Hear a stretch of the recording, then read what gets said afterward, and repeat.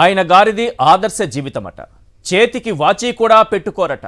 గోచీ పెట్టుకుని తిరిగే గొప్ప దార్శనికుడట. దేశంలో ఏ రాజకీయ నాయకుడు కూడా ఆయనలా ఏటా ఆస్తులు వెల్లడించడట. ఈ విషయాన్ని చెప్పింది ఎవరో కాదు, తుప్పుగారే తన తుప్పు గురించి తానే చెప్పుకున్న తుప్పు లాంటి నిజం. నిప్పు లాంటి నిజం. పాపం, వాచి లేదు గోచి లేదు అనే ఫ్యామిలీ ఆస్తులెంతో తెలుసా? జస్ట్ 1474 కోట్లు మాత్రమే. అయ్యో, ఈ తుప్పుగారు అంత పేదవాడా? అందుకేనేమో ఏపీలో ఆయనకు సొంత ఇల్లు కూడా లేదని సానుభూతి ఫేస్ పెట్టకండి. ఆయన ఎందుకు వాచి కూడా కొనలేని పేదరికంలో ఉన్నాడంటే ఆస్తులన్నీ తెలంగాణ, తమిళనాడులోనే ఉన్నాయి కాబట్టి. సో ఏపీలో పెద్దగా ఆస్తులు లేవు కాబట్టి ఆయన నిప్పు అని డప్పు కొట్టి మరి ఎల్లో ఫెలోస్ ప్రచారం చేస్తుంటాడు. ఇంకో చిన్న విషయం బాస్, ఎన్నికల అఫిడవిట్లో మార్కెట్ విలువ తగ్గించి చెబితేనే తుప్పుగారి ఆస్తులు 1474 కోట్ల దగ్గర ఆగింది. ఇక సింగపూర్ అక్రమ వ్యాపారాలు కూడా లెక్కిస్తే ఆయన గారు రాష్ట్రానికి తెచ్చిన బుల్లెట్ ట్రైన్ల ఆయన గారి ఆస్తులు పరుగులు తీసేవి. ఈయనకే వాచి లేదు గోచి లేదు, ఇక దత్తత తీసుకున్న పుత్రుడికి ఆస్తిలో ఏం వాటా ఇస్తాడు సార్ అని అమాయకంగా ప్రశ్నించకండి. ఎంత పేదరికం వెంటాడుతున్నా ఒక దత్త తండ్రిగా తన బాధ్యతగా ఎంతో కొంత ప్యాకేజీ ఇచ్చాడు. పాపం, దక్కిన ఆ పావలాతోనే ఏదో ఓ 25 కోట్లతో దత్తపుత్రుడు గారు జస్ట్ 2 గుడిసెలు కొన్నారు. ఒకటి హైదరాబాద్లో, మరొకటి మంగళగిరిలో. అది కూడా జస్ట్ 2 నెలల క్రితమే. ఆయన గారి పేదరికం అలా ఉంది. మరి వీళ్ళిద్దరి పేదరికంపై నిజమైన పేదలు 10 ప్రశ్నలు అడుగుతున్నారు. అవేంటో ఒకసారి చూద్దాం. రైట్, క్వశ్చన్ నెంబర్ 1, చేతికి కట్టుకోవడానికి వాచ్ కూడా లేదన్నావు. అఫిడవిట్ ప్రకారమే 1474 కోట్లు వెనకేశావు. అవునా కాదా నిప్పు నాయుడు గారు? క్వశ్చన్ నెంబర్ 2, ఏపీలో సొంత ఇల్లు లేదు, పొరుగు రాష్ట్రాలైన తెలంగాణ, తమిళనాడులో 1000 కోట్లు కూడబెట్టావు. అవునా కాదా నిప్పు నాయుడు గారు? క్వశ్చన్ నెంబర్ 3, 2 ఎకరాల ఫ్యామిలీలో భువనేశ్వరి, లోకేష్ పేర్లపైనే 1102 కోట్ల విలువైన హెరిటేజ్ షేర్లున్నాయి. అవునా కాదా నిప్పు నాయుడు గారు? క్వశ్చన్ నెంబర్ 4, మదీనాగూడలో 10 ఎకరాల స్థలం 100 కోట్లుగా చూపావు, కానీ దాని విలువ 500 కోట్ల పైమాటే. అవునా కాదా నిప్పు నాయుడు గారు? క్వశ్చన్ నెంబర్ 5, నారావారిపల్లెలో ఉండే అమ్మన్నమ్మ మదీనాగూడలో 5 ఎకరాలు కొని లోకేష్కి గిఫ్ట్ ఇచ్చినట్టు చూపావు. అవునా కాదా నిప్పు నాయుడు గారు? క్వశ్చన్ నెంబర్ 6, గోచి పెట్టుకునే ఆదర్శ జీవితం అంటావు. 2 ఏళ్ల వయసులోనే దేవాన్ష్కు 20 కోట్ల ఆస్తి కొన్నట్టుగా చూపావు. అవునా కాదా నిప్పు నాయుడు గారు? క్వశ్చన్ నెంబర్ 7, నీది ఆదర్శ జీవితం అని బిల్డప్ ఇస్తావు. 2001లోనే నీ ఆస్తి 2000 కోట్లని తెహల్కా బయట పెట్టింది. అవునా కాదా నిప్పు నాయుడు గారు? క్వశ్చన్ నెంబర్ 8, అమ్ముడు పోలేదు అంటావు. ఎన్నికల వేళ హైదరాబాద్, మంగళగిరిలో 25 కోట్లు పెట్టి ఇళ్లు కొన్నావు. అవునా కాదా ప్యాకేజీ పవన్ గారు? క్వశ్చన్ నెంబర్ 9, ఓవైపు ఆస్తులు అమ్ముకున్నానని ప్రచారం చేస్తూ గత 2 నెలల్లోనే 10% ఆస్తుల విలువ పెంచుకున్నావు. అవునా కాదా ప్యాకేజీ పవన్ గారు? క్వశ్చన్ నెంబర్ 10, జైల్లో చంద్రబాబును కలిసి పొత్తు పెట్టుకున్న తరువాత అమరావతిలో 7 కోట్ల 11 లక్షలతో ఇల్లు కొన్నావు. అవునా కాదా ప్యాకేజీ పవన్ గారు? ఈ 10 ప్రశ్నలు పేదలైనటువంటి చంద్రబాబు, పవన్ కళ్యాణ్ని నిజమైన పేదలు అడుగుతున్నారు. దీనికి వాళ్ళు సమాధానం చెప్పాలి. వీటిపైనే మనం చర్చించబోతున్నాం. చర్చలో పాల్గొంటున్నారు రవిచంద్రారెడ్డి గారు, వైఎస్ఆర్సీపీ అధికార ప్రతినిధి, అలాగే కృష్ణరాజు గారు, సీనియర్ జర్నలిస్ట్, అలాగే బివి రావు గారు, మాజీ జనసేన నాయకులు. ప్రస్తుతం వారు వైఎస్ఆర్సీపీలో జాయిన్ అయ్యారు. వారు మనకు వైఎస్ఆర్సీపీ నుండి అటెండ్ అవుతున్నారు. రైట్, రవిచంద్రారెడ్డి గారు, చాలా ఆసక్తికరమైనటువంటి అంశం ఏంటంటే చంద్రబాబు నాయుడు గారు మరీ వాచ్ కూడా కొనలేని పేదవాడని ఎన్నికల అఫిడవిట్ చూస్తే అర్థమవుతుంది. ఎందుకంటే ఆయనే చెప్పుకున్నారు కదా, గతంలో ఆయన ఆస్తులు ప్రకటిస్తూ నా చేతికి వాచ్ కూడా లేదు చూడండి, నేను గాంధీలాగా ఆదర్శ జీవితం గడిపేవాడిని అన్నాడు. ఆయన ఆస్తి చూస్తే జస్ట్ 1474 కోట్లు మాత్రమే ఉంది. మీరు మీ వైఎస్ఆర్సీపీ నాయకులేమో 6 లక్షల కోట్ల అవినీతి, 6 లక్షల కోట్ల అవినీతి అంటారు. అసలు వాచ్ ఎలా కొంటారు సార్ 1474 కోట్లతో? అది సాధ్యమయ్యే పనేనా? మీరు చెప్పిన 6 లక్షల కోట్ల అవినీతి అంటే మాత్రం కొనే అవకాశం ఉంటుంది. సార్ నమస్కారం. ఈశ్వర్ గారు, మీకు ప్యానలిస్టులు అందరూ నమస్కారం. అలాగే సాక్షి ప్రేక్షకులు అందరూ నమస్కారం. నమస్తే సార్. వాచి కొనలేని నిరుపేద, అతిపేద, పాపం ముఖ్యంగా పేదరికానికే ఒక ఐకాన్ అని చెప్పుకునే చంద్రబాబు, అండర్లైన్ చెప్పుకునే చంద్రబాబు అపర కుబేరుడిలాగా ఎదగడానికి ఆ 2 ఎకరాల నుంచి వ్యవసాయం చేసి పండించానని, కాకపోతే అందరు వేసినట్టు వరి ధాన్యమో లేకపోతే ఇంకోటో కమర్షియల్ క్రాప్ వేయకుండా డబ్బును పండించే చెట్లు వేశానని, ఆ చెట్ల ద్వారా రోజు వచ్చిన దానికి నేనేం చేయగలనని బుకాయించే సామర్థ్యం ఉన్న వ్యక్తి. ప్రజల్ని దగా చేయడం, మోసం చేయడం వెన్నతో పెట్టిన విద్య జనాలకి ముఖ్యంగా ఓట్లేసిన వాళ్ళకి మేనిఫెస్టో దాచే సున్నం పెట్టే అద్భుతమైన విద్య. దీని విషయంలో మాత్రం మాంత్రికుడు అతను. చెప్పిన అబద్ధం చెప్పకుండా కన్నార్పకుండా చెప్పి ముఖ్యంగా ప్రజలకు ఏదైనా చేస్తాడు చేయగలడు అంటే ఒకే ఒక్క పని మాత్రం ఖచ్చితంగా చేయగలడు సార్. ప్రజలకు అతను చేయగలిగే ఒకే ఒక్క పని ఏంటంటే మోసం చేయడం. ఈ మోసం తప్ప అతను ఏమీ చేయడు. గతంలో ఇచ్చిన హామీలు ఒక్కటి అమలు కాల.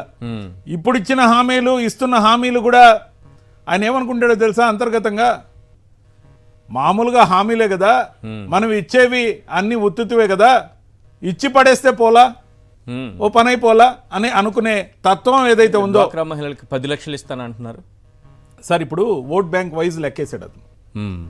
పెన్షన్ ఎవరైతే తీసుకుంటున్నారో వాళ్ళని అనవసరంగా మొన్న గీకి రచ్చ అయిపోయింది. సో దాంతో వాలంటీర్లు దెబ్బ కొడతారన్న భయం ఏర్పడింది.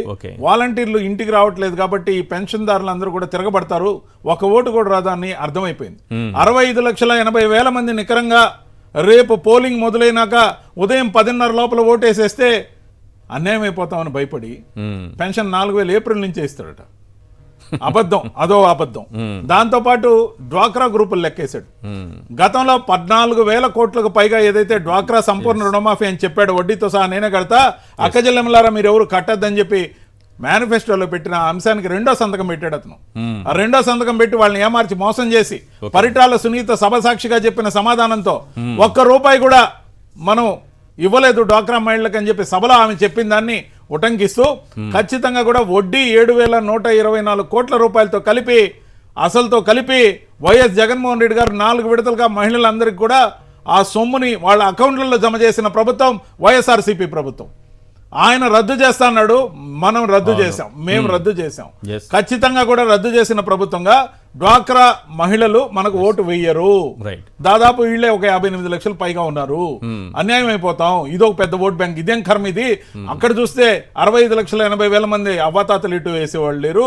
ఇక్కడ చూస్తే డ్వాక్రా మహిళలు ఎవరికి 67 లేవు, వీళ్ళు కూడా ఓటేయరు. ఇవే 1 కోటి ఓట్లు దాటిపోతున్నాయి, మన కొంప మునిగింది, కొల్లేరైంది. ఖచ్చితంగా కూడా వైఎస్ఆర్సీపీ విజయ కేతనం ఎగరవేయబోతుందని అర్థమయ్యి ఇప్పుడు ఏం చెప్పాలా?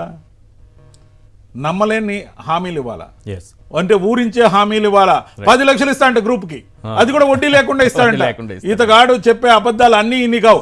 వాలంటీర్ని గీకి వాలంటీర్లతో గొడవపడి వాళ్ళు చాలా మంది స్వచ్ఛందంగా ఎప్పుడైతే రాజీనామాలు చేస్తాడన్నాడో కంగారు పడి వెంటనే వాళ్ళకి 10,000 ఇస్తా, 5,000 10,000 ఇస్తా అంటే ఆశ పెడతా మోసం చేస్తా. ఇది నా జన్మ హక్కు అంటాడు సార్ ఆయన. తన ఆస్తుల విలువని ఏటా ప్రకటించేటటువంటి ఏకైక పొలిటీషియన్ నేనని గత కొంతకాలం అప్పుడెప్పుడో ప్రకటించేవాళ్ళు ఆపేశారు, ఈ మధ్య అది ఆపేశారు. అలా ప్రకటించినటువంటి ఆస్తులు ఇప్పుడు మీరు చూస్తున్నటువంటి 1,474 కోట్లు, ఇది ఎన్నికల అఫిడవిట్లో ఇచ్చినవే సార్. ఎలా వచ్చాయి ఈ ఆస్తులు, ఎలా పెరిగాయి అనుకుంటున్నారు? దీని మార్కెట్ విలువ ఎంత ఉండొచ్చు అనుకుంటున్నారు? ఇవి కాకుండా ఇంకా ఏమైనా ఉన్నాయనుకుంటున్నారా? ఏ మార్చడంలో చంద్రబాబుకి తీసిపోనివాడు నారా లోకేష్ నాయుడు కూడా. ముఖ్యంగా వీళ్ళు మంచి చార్టెడ్ అకౌంటెంట్ పెట్టుకొని వాళ్ళు ఏ విధంగా దాన్ని మసిబూసి మారేడుకాయ చేసి డెకరేట్ చేసి సెంటు కొట్టి ఖచ్చితంగా కూడా దాన్ని ప్రతి సంవత్సరం వీళ్ళు మాత్రమే ఆస్తులు ప్రకటిస్తున్నట్టు చాలా నిజాయితీ. మొన్ననే చెప్పారు సార్ ఒక చిన్న సాక్ష్యం. నారా భువనేశ్వర్ గారు ఒక మాట చెప్పారు, జస్ట్ 2% అమ్మితే 400 కోట్లు, 2% అలా అంటే 440 కోట్లు అయ్యే వస్తాయి. మాకు అవినీతి చేయాల్సిన అవసరం 2% అంటే ఇంకా 98% వాల్యూ ఎంత? ఈ ఆస్తులు చూపిస్తున్నది ఎంత? వీళ్ళకున్న ఆస్తులు ఎంత? మొన్న ఈ మధ్య మంగళగిరిలో కొన్న 14 ఎకరాల సంగతి ఏంటి హెరిటేజ్ కోసం? ఇవన్నీ కాకుండా హెరిటేజ్ కోసం చేసిన అన్యాయాలన్నీ, పేద పాడి రైతులందరినీ ముంచేసిన దుర్మార్గాలన్నీ, గవర్నమెంట్ డైరీల్ని మూసేసి ఆ ట్యాంకర్లతో పాలు తోలి హెరిటేజ్ నిలబెట్టుకున్న విధానం ఏంటి? 2 ఎకరాల నుంచి నువ్వు ఈ రోజు మదీనాగోడ్లో కానీ చెప్పిన అబద్ధాలకు పంతులు ఉండాలి. పాపం అమ్మమ్మ గారు ఆ వృద్ధాప్యంలో 5 ఎకరాలు కొని మనవడికి గిఫ్ట్ ఇచ్చారట. 5 ఎకరాలు ఆ రోజు రేట్ ఎంత? ఆమెకి డబ్బు ఎవరు ఇచ్చారు? ఒక్కదానికి పొంతలు ఉండదు సార్. సార్ ఒక మోసగాడైన చంద్రబాబు నాయుడు గారికి, ఒక రోషగాడైన జగన్మోహన్ రెడ్డి గారికి ఈ బ్యాటిల్, ఎలక్షన్ బ్యాటిల్ జరుగుతుంది. మోసగాడు కావాలన్నా రోషగాడు కావాలన్నా రోషంగా పనిచేస్తాడని ఎందుకంటున్నావు అంటే ఇచ్చిన హామీలను అమలు చేయడంతో పాటు చెప్పిన మాటలు నిలబెట్టుకునే ముఖ్యమంత్రిగా, నేను మంచి చేస్తుంటేనే ఆ మంచి మీకు చేరి ఉంటేనే ఓటేయమనే రోషగాడిగా, ఒక నిజాయితీపరుడుగా, ఒక హీరోలాగా అడుగుతున్న వ్యక్తి వైఎస్ జగన్మోహన్ రెడ్డి గారు. ఏది దొరికితే దాన్ని తీసుకొని అతని మీద కలపడండి, రాయి తీసుకోండి, లేకపోతే ఏదన్నా తీసుకోండి, మంచి మంచి కార్యక్రమాలు చేస్తున్నాడు కాబట్టి నేను సైకో అంటానంటే చంద్రబాబు నాయుడు గారు సైతానని అందరికీ తెలిసిపోయింది సార్.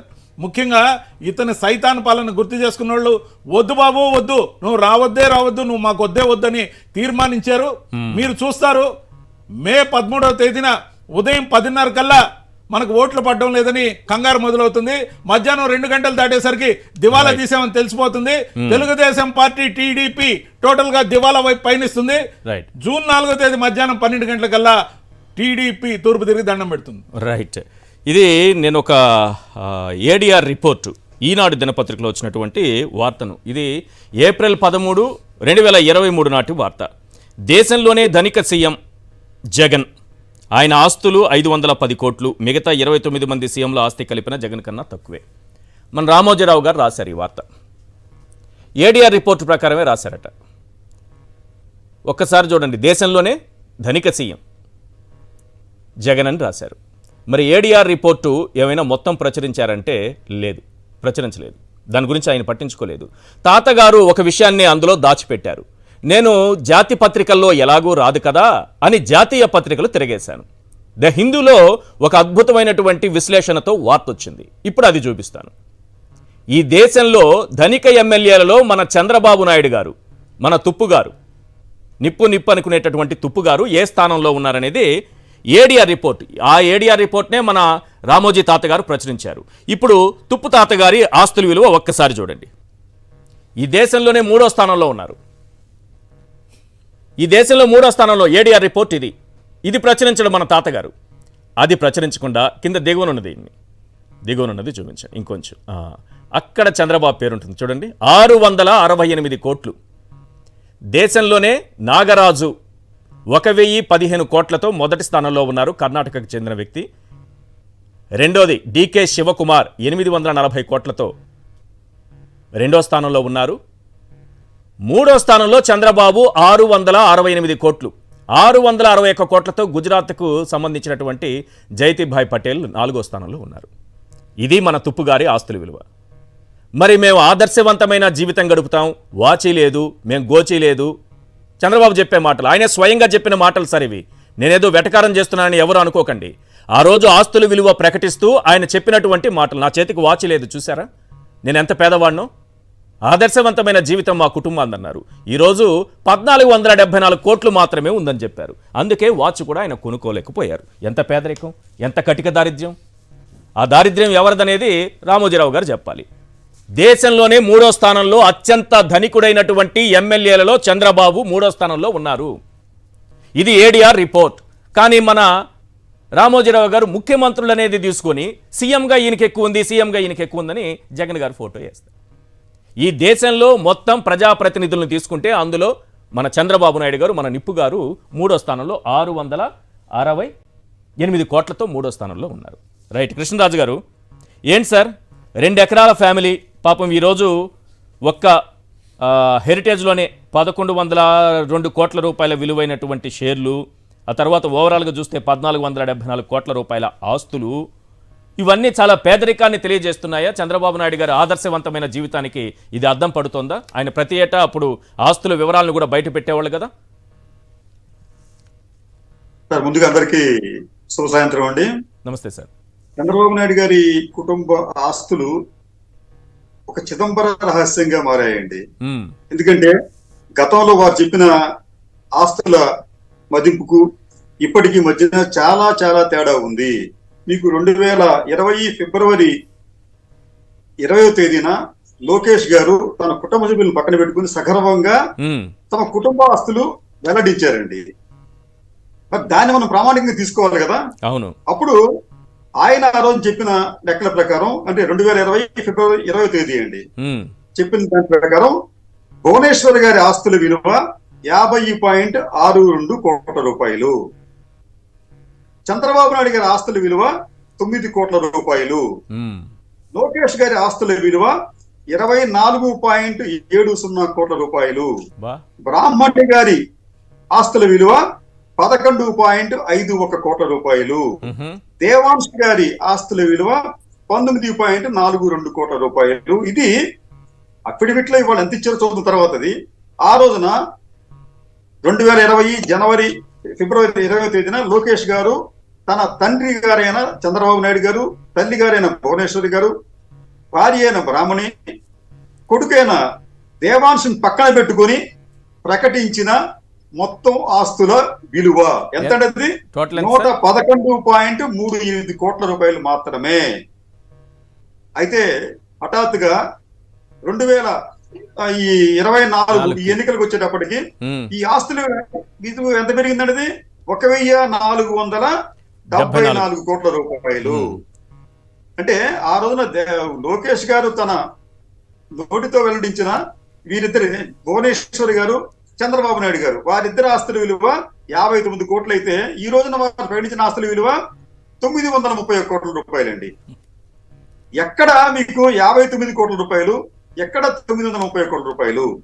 రెండోది, లోకేష్, బ్రాహ్మణి గారు వారిద్దరూ ప్రకటించిన ఆస్తుల విలువ మీకు 11 ప్లస్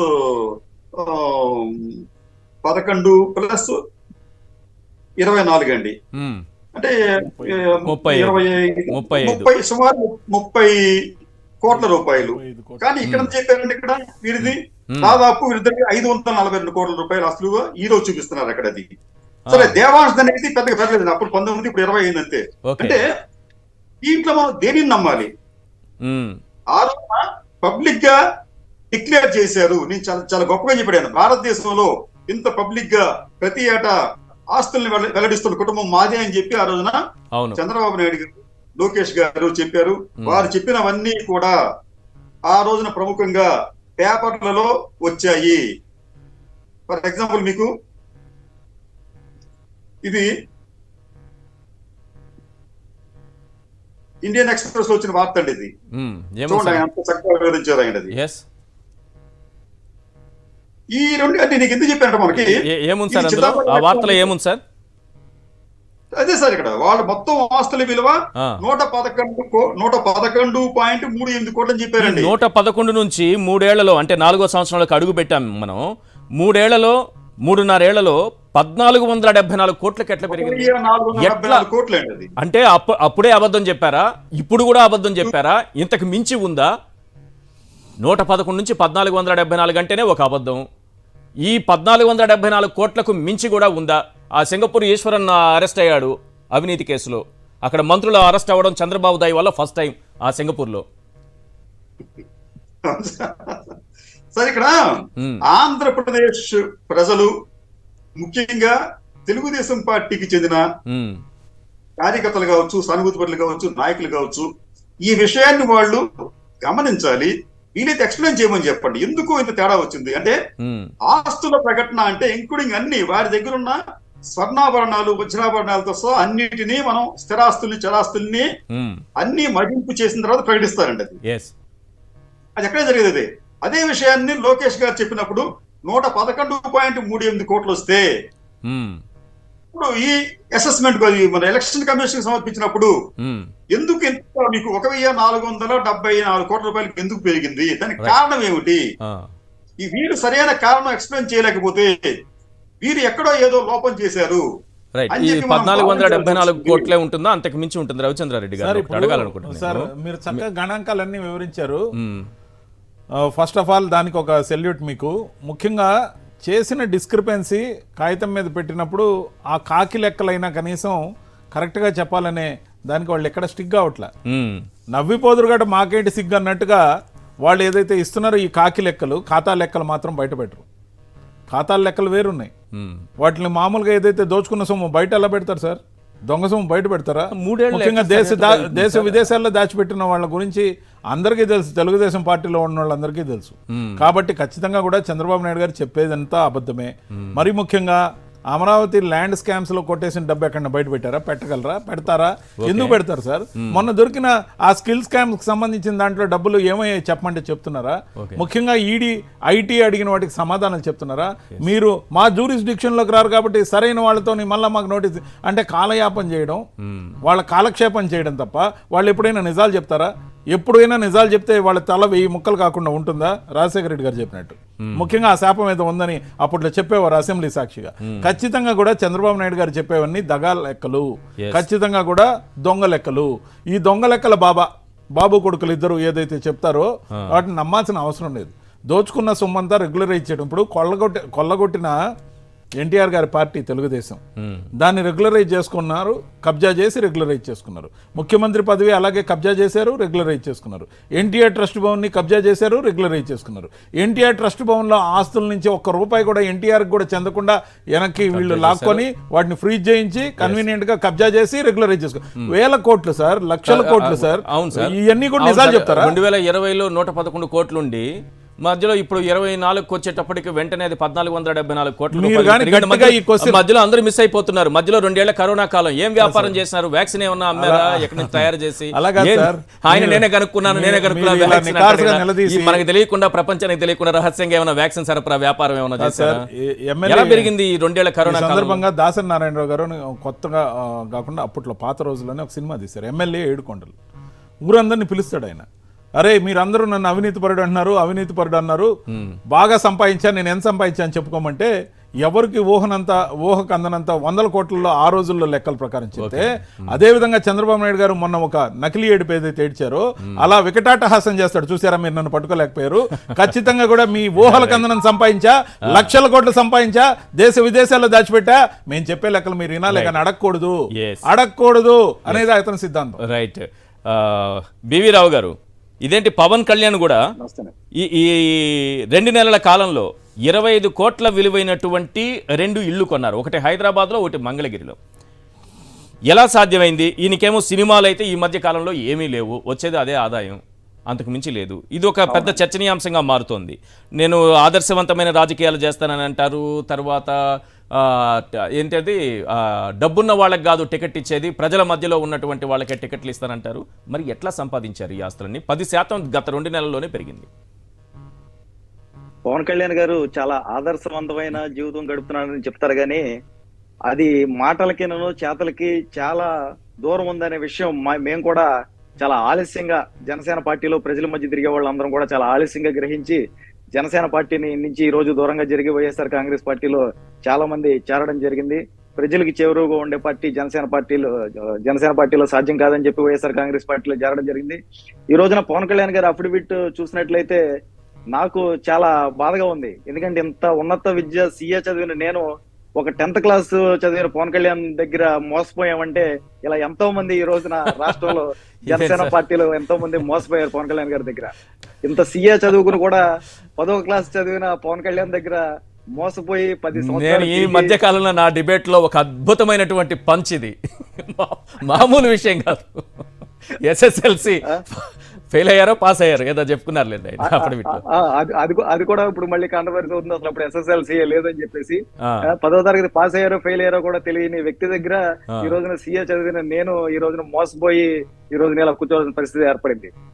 ఎందుకంటే 10 సంవత్సరాలు ఆయన నమ్ముకుని ఉంటే ప్రజల మధ్యలో తిరిగే వాళ్ళకి సీట్లు ఇస్తారని ఈ రోజున 100 కోట్ల రూపాయలు సీట్లు ఇచ్చిన వాళ్ళందరూ చూస్తే చాలా నామినేషన్లు అన్ని కూడా మనం చూసినట్టయితే 100 కోట్ల రూపాయలకి 1000 కోట్ల రూపాయలు ఉన్న వాళ్ళకి కూడా సీట్లు ఇచ్చారు. అది కూడా తెలుగుదేశం పార్టీ వాళ్ళకే ఆయన సీట్లు ఇవ్వడం జరిగింది. 2019 సంపాదించారా టికెట్లు అమ్ముకుని? ఇప్పుడు ఈయనకి ఉన్న అప్పుల్లో 65 కోట్ల దగ్గర అప్పులు చూపించారు ఈ అఫిడవిట్ లో. ఆ 65 కోట్ల అఫిడవిట్ లో 17 కోట్ల దగ్గర దాకా బ్యాంకుల నుంచి చూపించి మిగిలిన 45 కోట్ల చిల్లర వరకు కూడా వ్యక్తుల దగ్గర నుంచి చూపించారు. అందులో చాలా వరకు నేను గమనించినట్లయితే అందులో సినిమా నిర్మాతల దగ్గర నుంచి చాలా మంది రాబోయే కాలంలో తీసే సినిమా నిర్మాతల దగ్గర నుంచి కూడా అందులో చూపించారు. కానీ ఇంకొక 15 సంవత్సరాల వరకు పొత్తు ఉంటది. ఒక 15 సంవత్సరాల జీవితాన్ని పవన్ కళ్యాణ్ గారు చంద్రబాబు నాయుడికి దారాదత్తం చేస్తాను, తెలుగుదేశంతో పొత్తు ఇంకో 15 సంవత్సరాలు ఉండాలని కోరుకున్నారు. కానీ అక్కడ తెలుగుదేశం పార్టీ పేరు కానీ నారా చంద్రబాబు నాయుడు గారి పేరు కానీ ఎక్కడ కూడా అఫిడవిట్ లో మరి పొందుపరచలేదు. మరి దానిలోనే మర్మం ఏంటో అర్థం కావట్లేదు. ఎందుకంటే తీయబోయే సినిమాలకి కూడా ముందే అడ్వాన్స్ తీసుకుని దానికి కూడా వాళ్ళ దగ్గర నుంచి అప్పులు తీసుకున్నట్టుగా చూపించినటువంటి పవన్ కళ్యాణ్ గారు 15 అందులో ఏసీలో క్యారవన్ లో ఉండి సినిమా తీయడానికి ఏదో ఒక రోజు కదా. మీరు ఒక సినిమాకి అడ్వాన్స్ తీసుకుంటే అది అప్పు అవుతుందా లేకపోతే ఆదాయం అవుతుందా? అంటే అడ్వాన్స్ అయితే మనం కట్టవలసిన లైబిలిటీలోనే చూపిస్తామండి. అడ్వాన్స్ అది లైబిలిటీలో కాబట్టి లైబిలిటీ గాని చూపించారు. అంటే సినిమా అయిపోయిన తర్వాత మనం ఆదాయం సినిమా అయిన తర్వాత కాబట్టి అవును ముందుగానే తీసుకున్నారు కాబట్టి అడ్వాన్స్ గా చూపిస్తాం.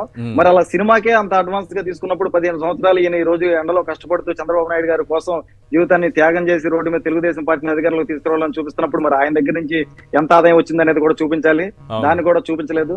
ఈ 5 సంవత్సరాలు ఆయన 2019లో సినిమాలు మానేస్తానని చెప్పేసి ఆయన యొక్క మార్కెట్ ను కూడా పెంచుకుని సినిమాలు మానకుండా తర్వాత మళ్ళీ సినిమాలు చేయడం, ఈ యొక్క ఆ క్రేజ్ ని పెంచుకుని రోజుకు 2 కోట్ల రూపాయలు 3 కోట్ల రూపాయలు తీసుకున్నారని చెప్పడం, ఆ యొక్క సినిమా రెమ్యునరేషన్ కూడా పెంచుకుని దాన్ని కూడా, ఎందుకంటే ఆ సినిమాలు కూడా మళ్ళీ బుక్ అవుతున్నాయి కానీ సినిమాలు తీసిన పరిస్థితి కూడా, ఆయన కాల్ షీట్లు ఎక్కువ వర్క్ చేసిన పరిస్థితి కూడా కనపడట్లేదు.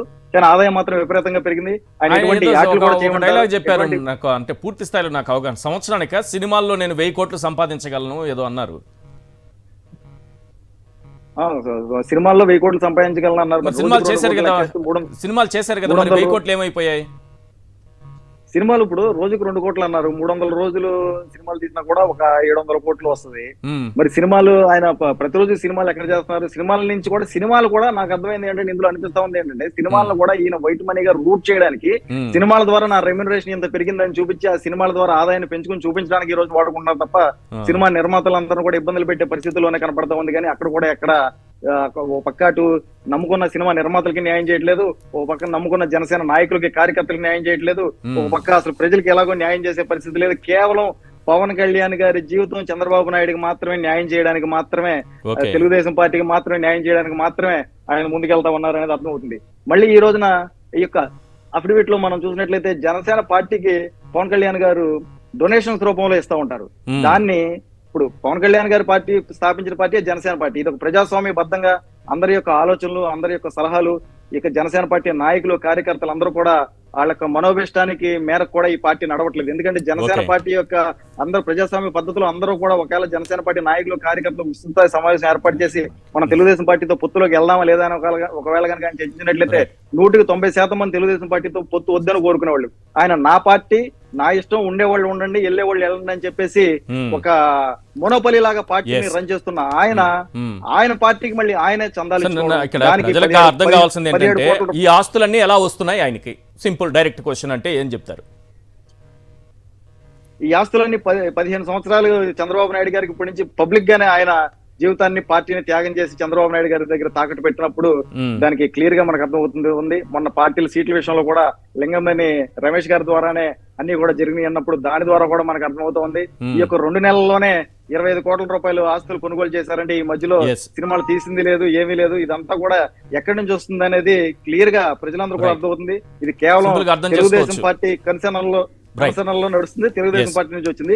కానీ ఇంకొకటి, ఈ ఉన్న దాంట్లో కూడా ఈయన దాన కర్ణుడు లాగా వీళ్ళందరూ చెప్పే దాంట్లో 17 కోట్ల రూపాయలు జనసేన పార్టీకి ఈయన డొనేషన్ ఇచ్చిందని కూడా గొప్పగా చెప్తున్నారు. ఆ 17 కోట్ల రూపాయలు మళ్ళీ ఈయన ఆదాయంలో నుంచి political contribution to political parties కింద మనకి చాప్టర్ 6 డైరెక్షన్స్ లో ఇన్కమ్ ట్యాక్స్ యాక్ట్ కింద పూర్తిగా ఆదాయ పన్ను మినహాయింపు వస్తుంది. ఓ పక్క మళ్ళీ అక్కడ ఆదాయ పన్నును కూడా ఈయన పార్టీకే ఈయన దానికి చందాల రూపంలో ఇచ్చి ఆదాయ పన్ను కూడా ఎగవేత వేయడానికి కూడా దీన్ని రూట్ చేసుకుని ఈ రకంగా వాడుకుంటూ ఉన్న నాయకుడిని ఎక్కడ కూడా మనం రాజకీయాల్లో చూడలేదు. రైట్. కృష్ణరాజు గారు, స్క్రీన్ మీద ఒక ఆసక్తికరమైనటువంటి ఎన్నికల అఫిడవిట్లో ఒక ఆసక్తికరమైన అంశం కనిపిస్తుంది. అది ఫుల్ స్క్రీన్ ఇవ్వండి, నేను కృష్ణరాజు గారితో మాట్లాడతాను. పవన్ కళ్యాణ్ గారు 1971లో పుట్టి 1984లో ఎస్ఎస్ఎల్సి పూర్తి చేసినట్టుగా అందులో చూపిస్తున్నారు సార్. ఎస్ఎస్ఎల్సి 1984లో పాస్డ్ అవుట్ 10th క్లాస్ అనేది, అంటే అప్పుడు ఎస్ఎస్ఎల్సి అనేవాళ్ళు, తర్వాత ఎస్ఎస్సి అంటున్నారు. అంటే 71లో పుట్టి 84లో పాస్ అవ్వాలంటే 13 ఏళ్లకి 10th క్లాస్ పాస్ అయ్యేటటువంటి అవకాశం ఉందా? Point number 1.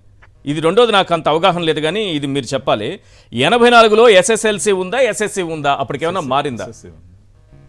కృష్ణరాజు గారు. సార్, ఇది చాలా కీలకమైన అంశం అండి. ఇది అయితే క్లరికల్ మిస్టేక్ అయితే కాదు. ఆయన ఏ సంవత్సరంలో, అంటే 84లో ఆయన ఉత్తీర్ణుడు అయ్యారని చెప్పుకుంటున్నాం కదా, ఆ సంవత్సరంలో ఆంధ్రప్రదేశ్ లో ఉన్నది ఎస్ఎస్సి మాత్రమే, సెకండరీ స్కూల్ సర్టిఫికెట్ మాత్రమే, అంతే తప్ప సెకండరీ స్కూల్ లీవ్ సర్టిఫికెట్ కాదు. ఇది ఆయన ఉద్దేశపూర్వకంగా చేసిన లేదా క్లరికల్ మిస్టేక్ అయినప్పటికీ కూడా అది తప్పే అవుతుంది. అఫిడవిట్ లో ఇటువంటి తప్పుడు సమాచారం ఇచ్చినా, తప్పుడు విషయాలు నమోదు చేసినప్పటికీ కూడా ఆయన డిస్క్వాలిఫై అయ్యే అవకాశం కూడా ఉంటుంది. సందేహం లేదండి. ఆనాటికైతే మాత్రం ఎస్ఎస్సి ఉంది తప్ప ఎస్ఎస్ఎల్సి లేదు. అంతవరకు వెళ్తుందా సార్? డిస్క్వాలిఫై అంతవరకు వెళ్తుందా? తప్పుడు సమాచారం ఇస్తే క్వాలిఫికేషన్ గురించి అంగీకరించడం, అక్కడ క్లరికల్ మిస్టేక్స్ కూడా అంగీకరించడం, పొరపాటును ఒక చోట చేయాలని సంతకం ఇంకో చోట చేసిన దాన్ని అంగీకరించరు. కాబట్టి అంటే దీన్ని మనం ఇటువంటి క్లరికల్ మిస్టేక్ కూడా దీన్ని మనం దీన్ని వాళ్ళు భావించరు కూడానండి. కానీ 10th క్లాస్ ఎందుకంటే- అంటున్నారు. 10th క్లాసా ఇంటర్మీడియట్ ఆయన? 10th క్లాసా ఇంటర్మీడియట్ డిప్లొమా కూడా చేశానన్నారు. అంటే దాన్ని అంతకుముందు ప్రీ మెట్రిక్ అనేవారండి. ఎస్ఎస్ఎల్సి అంటే 10th క్లాస్ 10వ తరగతి. అందులో బ్రాకెట్ లో ఉంది, విత్ ఇన్ బ్రాకెట్స్.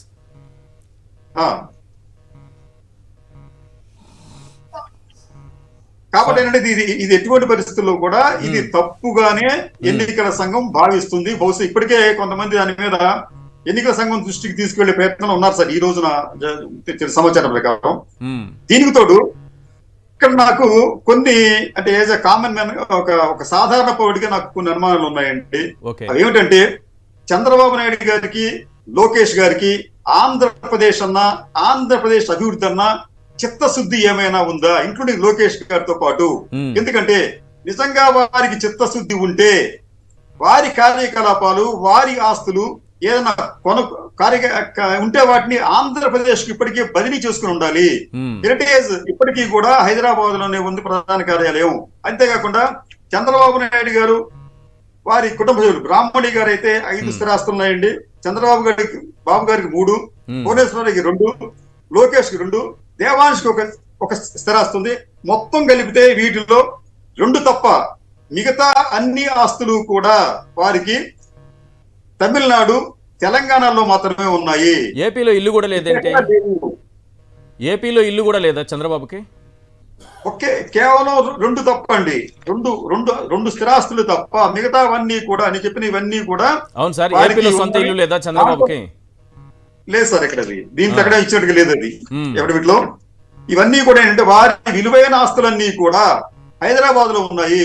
వారు విలువైన భవనాన్ని అక్కడే కట్టుకుంటారు, ట్యాక్స్ అక్కడే పే చేస్తారు. వారి కారు కొన్నా ఇంకోటి కొన్నా ట్యాక్స్ అక్కడే పే చేస్తారు. మీకు పవన్ కళ్యాణ్ గారికి వచ్చేటప్పటికి ఆయనకు దాదాపు 14 కోట్ల రూపాయలు విలువైన వాహనాలు ఉంటే దాంట్లో ఒక్కటి కూడా ఇంక్లూడింగ్ వారాహితో సహా ఏది కూడా ఆంధ్రప్రదేశ్ లో రిజిస్ట్రేషన్ చేయించలేదు.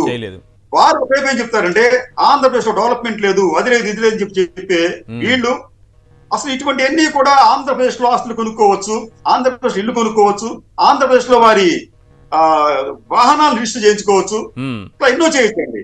కానీ ఇవేమీ వారు చేయటం లేదు. అంటే వారికి రాజకీయాల కోసం, అధికారం కోసమే ఆంధ్రప్రదేశ్ కావాలి, ఎంజాయ్మెంట్ కోసం లేకపోతే ఇతర అంశాల కోసం వారికి పక్క కొడుకునే ఉన్న హైదరాబాద్ కావాలి. ఇంతకుముందు నేను అడిగిన క్వశ్చన్ ని సరి చేసుకుంటున్నాను సార్. ఆ క్వశ్చన్ సరిగా అడగలేదు. ఎప్పుడైనా కొన్ని సందర్భాల్లో మనం కూడా పొరపాటు చేస్తూ ఉంటాం కదా, ఎన్ని డిబేట్లు చేసినా, ఎంత ఎక్స్పీరియన్స్ ఉన్నా. చంద్రబాబుకు సొంత ఇల్లు లేదా అన్నాను. సారీ, పర్మనెంట్ అడ్రస్సే లేదా ఆయనకి? లేదు సార్, అది ఈయనకు కూడా లేదా? పవన్ కళ్యాణ్కి వీళ్ళిద్దరికి పర్మనెంట్ అడ్రస్ ఏపీలో లేనే లేదు. అడ్రస్ లేని వాళ్ళ వీళ్ళు హైదరాబాద్ లో ఉంటుంది తప్ప ఇక్కడ ఈ ప్రాంతంలో లేదని వారికి నాకు తెలిసిన వరకు వారికి కేవలం 2 స్థిరాస్తులు మాత్రమే ఉన్నాయి. రాష్ట్ర ప్రజలందరూ వినాలి. అడ్రస్ లేని 2 నాయకులు ఈ రోజు రాష్ట్రంలో తిరుగుతున్నారు. ఏపీలో అడ్రస్ లేదు వాళ్ళిద్దరికి. వెరీ సింపుల్ గా సార్, అఫిడవిట్ ప్రకారం చూస్తే ఆ ఇద్దరికి కూడా లోకల్ స్టాండ్ లేదు. ఇద్దరు కూడా ఆంధ్రప్రదేశ్ నిజమైన నివాసులు కాదు. తాత్కాలికంగా అద్దె భవనంలోనూ లేకపోతే ఇప్పుడు కొత్తగా ఇంకో ట్రెండ్ వచ్చిందండి, పార్టీ కార్యాలయంలోనే ఓటు నమోదు చేసుకోవడం, దాన్నే చేయటం. ఇవన్నీ కూడా ఏంటంటే వీరికి అసలు ఏమాత్రం అండి, ఇది కేవలం ఎన్నికలంటే ఒక ప్లే గ్రౌండ్, ఆట ఆడేసుకుని వెళ్ళిపోదాం అదే తప్ప వీళ్ళు ఆంధ్రప్రదేశ్ లో మనం ఉందాము, ఈ ప్రజల బాగోగులు చూద్దాము, ఈ రాష్ట్రం గురించి ఆలోచిద్దాం అని చెప్పే భావన వీరెవ్వరికీ లేదు. ఒక్కసారి రేపు ఎన్నికల తర్వాత వీళ్ళు ఓడిపోతే మళ్ళీ మన కంటికి కనిపించరు. తమిళనాడు, తెలంగాణ ఆస్తులు ఎక్కడున్నాయో అక్కడికి వెళ్ళిపోతారా? ఖచ్చితంగా అండి. ఇప్పుడు తెలంగాణలో వాళ్ళకి అక్కడ ఎంజాయ్మెంట్ చేసుకోవాలి, తర్వాత వాళ్ళకి అన్ని ఫెసిలిటీస్ అక్కడ ఉంటాయి, ఆస్తుల వ్యవహారం అక్కడ చూసుకోవాలి. సరిగ్గా చెప్తాను సార్ మీకు, ఇప్పటి వరకు చాలా మంది తెలియని విషయం చెప్తాను మీకు నేను. హెరిటేజ్ ఆస్తులకు సంబంధించి హెరిటేజ్ హైదరాబాద్ లోని ఒక ప్రధాన కార్యాలయం ఉంది హెరిటేజ్ సంబంధించి. దానిని వారు ఆ రోజున ఈ షేర్ హోల్డర్లు ఇచ్చిన పెట్టుబడి నుంచి దానిని స్థలం కొని కట్టారు. ఆ తర్వాత జరిగిన పరిణామాల్లో ఆ షేర్ హోల్డర్లకు తెలియకుండా దానిని మొత్తం కూడా ఈ కుటుంబానికి బదలాయించారు. ఇది ఒక ఫ్రాడ్ ఆ టైంలో జరిగింది. కానీ ఎవరు ప్రశ్నిస్తారు వాళ్ళని, ఎవరు బుక్ చేస్తారు? రెండోది, కింద చెప్పినట్టు లోకేష్ గారికి సంబంధించి మీకు ఇంత చెప్పాను, జనవరి 2020 ఫిబ్రవరి 29న ఆ రోజున ఆయన చేసిన ప్రకటన కరెక్టా, లేకపోతే ఈ రోజున అఫిడవిట్ లో ఇచ్చిన విషయాలు కరెక్టా? ఈ విషయానికి సంబంధించి ఆ కుటుంబ సభ్యులు ఒక ఎక్స్ప్లెనేషన్ ఇవ్వాల్సిన అవసరం ఉందండి. లేకపోతే వారి తరపున ప్రతిరోజు మీడియాకి ముందు వచ్చి చెప్పేవాళ్ళు కూడా వాళ్ళైనా కనీసం ఒక వివరణ ఇవ్వని చెప్పండి. ఓకే ఇట్లా కాదు ఆయనకి రెండు తప్పలే. ఆ రోజు ప్రెస్ ముందు వాళ్ళు ప్రెస్ మీట్ పెట్టి అబద్ధం చెప్పారు. ఇప్పుడు అఫిడవిట్లో మార్కెట్ విలువ తగ్గించి చూపించారు. ఏదో కొన్ని ఆయన మీద ఉన్నాయి కదా సింగపూర్ వ్యాపారాలు, అవైతే అఫిడవిట్లో చెప్పరుగా సింగపూర్ వ్యాపారాల గురించి. ఈ పవన్ కళ్యాణ్ ఒకసారి ఆయన ఎడ్యుకేషన్ గురించి ఇప్పుడు మాట్లాడుకున్నాం కదా సార్. SSLC 1984లో 13 ఏళ్ల వయసులోనే పాస్ అయ్యానని అయితే అయ్యారు. మళ్ళీ ఇంటర్మీడియట్ కూడా చేశారు. అయితే ఏకకాలంలో 3 గ్రూపుల్లో ఇంటర్మీడియట్ చేశారు ఆయన. చాలా ఆశ్చర్యకరం. ఇట్లా ఎవరి వల్ల కాదు సార్ అది. ఏకకాలంలో 3 గ్రూపుల్లో, ఒకటి MPC, 2 CEC, ఇంకోటి ఏదో HEC అనుకుంటారు, MEC ఏదో 3 గ్రూపులు ఏదో చెప్పారు. ఆ 3 గ్రూపుల్లో ఏకకాలంలో చేశారు. మరి 10th క్లాస్ మాత్రమే క్వాలిఫికేషన్ అని ఇచ్చారు. అదే సమయంలో ఆయన ఇంకోటి కూడా చెప్పారు సార్, డిప్లొమా ఇన్ కంప్యూటర్స్, ఇంకా డిప్లొమా ఇన్ ఇంకేదో చెప్పారు కొన్ని.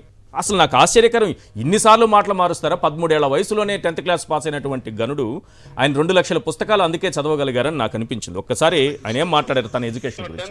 ముఖ్య మూలిగి గ్రేస్ మార్కులు. మా అమ్మ నాన్న ఇంగ్లీష్ మాట్లాడు, నాకు ఇంగ్లీష్ రాదు. 7th grade లో నేను స్టూడ్ ఫస్ట్ ఇన్ ఇంగ్లీష్. నా ఎడ్యుకేషన్ ఇంటర్మీడియట్ తాపేశాను విసుగుతో. నేను ఈ రోజుకి మ్యాథమెటిక్స్ చదువుతాను. ఎలక్ట్రానిక్స్ డిప్లొమా చేయడానికి ప్రయత్నం చేశాను. తర్వాత కంప్యూటర్ సైన్స్ డిప్లొమా చేశాను. DBS 3+ చేశాను. కొంత ఆటో క్యాడ్ నేర్చుకున్నాను. అది డాక్టర్ అవ్వాలనుకుని అన్ని ట్రై చేశాను. మళ్ళీ వింటానంటే వినండి అందరూ ఒకసారి ప్లీజ్. 10th ఏదో ముక్కి మూలిగి గ్రేస్ మార్కులతో పాస్ అయ్యాను. నేను చదువు బై చాయిస్ ఆపేశాను.